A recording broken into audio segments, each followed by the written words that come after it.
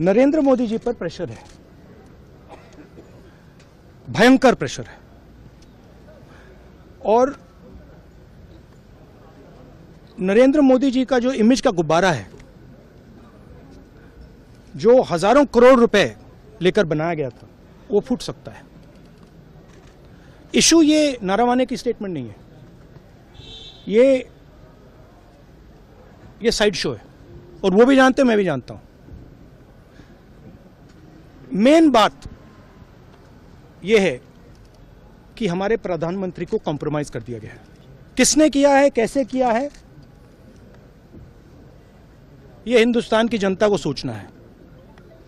मगर इतिहास में पहली बार हिस्ट्री में एलओपी को प्रेसिडेंशियल एड्रेस में नहीं बोलने दिया है। बाहर बोल दीजिए, जो अंदर नहीं कहा दिया जा रहा है। बाहर वो तो ऑटोमेटिकली होगा जी।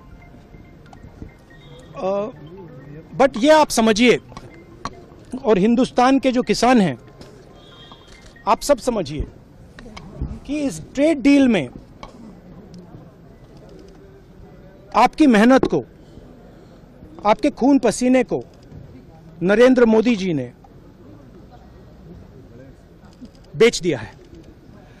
और वो इसलिए बेचा है क्योंकि ये कॉम्प्रोमाइज्ड है।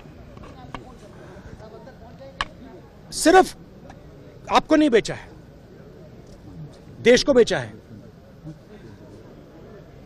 इसलिए मुझे वहां नहीं बोलने देना है।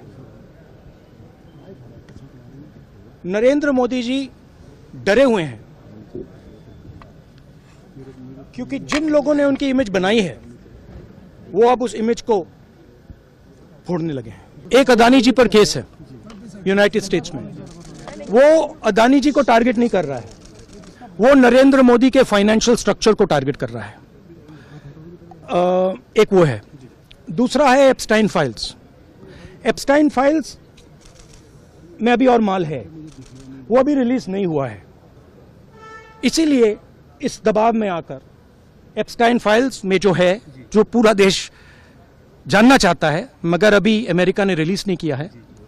और दूसरा जो अदानी जी पर केस है, जो एक्चुअली मोदी जी पर केस है, क्योंकि वो बीजेपी का फाइनेंशियल स्ट्रक्चर है, मोदी जी का फाइनेंशियल स्ट्रक्चर है। तो ये दो प्रेशर पॉइंट्स हैं। और आप ये बात समझ लो, देश ये समझ ले कि प्रधानमंत्री कॉम्प्रोमाइज्ड है।